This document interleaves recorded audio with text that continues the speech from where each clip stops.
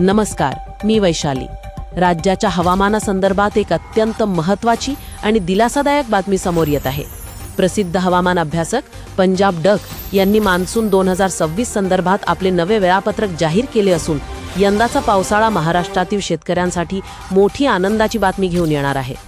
Punjab duck यांच्या अंदाजानुसार यंदा मान्सून अंदमानात वेळेच्या 5 ते 7 दिवस आधीच म्हणजेच 15 मेच्या सुमारास दाखल होणार आहे. तिथून पुढे प्रवास करत 26 किंवा 27 मे रोजी मान्सून केरळमध्ये धडकेल.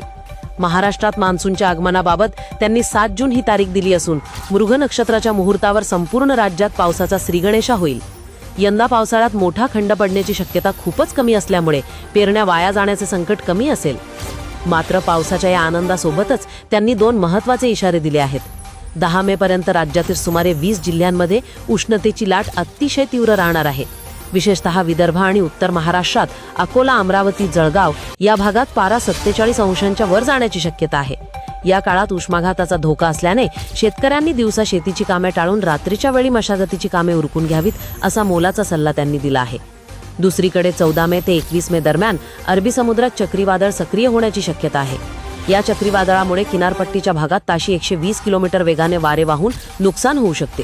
परंतु हे चक्रीवादळ मान्सूनला पुढे ढकलण्यासाठी फायदेशीर ठरेल, ज्यामुळे 7 जूनच्या सुमारास पावसाचा जोर दुपटीने राहू शकतो. शेतकऱ्यांसाठी एक दिलासादायक बाब म्हणजे यंदा एल निनोचा कोणताही नकारात्मक प्रभाव पडणार नसून निसर्ग महाराष्ट्रावर मेहरबान राहणार आहे. खरीप हंगामात सोयाबीन, कापूस आणि तूर ही पिके सोन्यासारखी पिकतील आणि परतीचा पाऊसही चांगला असल्याने रब्बी हंगामही जोमात येईल, असा विश्वास त्यांनी व्यक्त केला आहे. 75 ते 100 मिलीमीटर पाऊस झाल्याशिवाय शेतकऱ्यांनी पेरणीची घाई करू नये, असेही त्यांनी आवर्जून सांगितले आहे. हवामानाचे असेच ताजे आणि सविस्तर अपडेट्स आम्ही तुमच्यापर्यंत पोहोचवत राहू. मी वैशाली आणि आमची संपूर्ण टीम तुमच्यासाठी अशाच बातम्या घेऊन येत राहू. धन्यवाद.